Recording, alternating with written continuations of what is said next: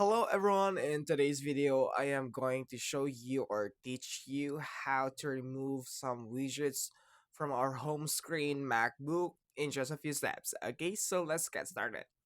So what we're gonna do, guys, as you can see, I have here my screen, and if you have guys on your screen and there's a lot of widgets there, you put in there left and right, center, or and it's kind of mess up, so you want to remove some widgets. So in order to do that, guys, let's say that you add some, you know you add some widgets here on your screen. Let's say I want to add this one. Let's say, for example, I don't have a calendar here and I want to add some here. So let's say this one. So you have to put in here.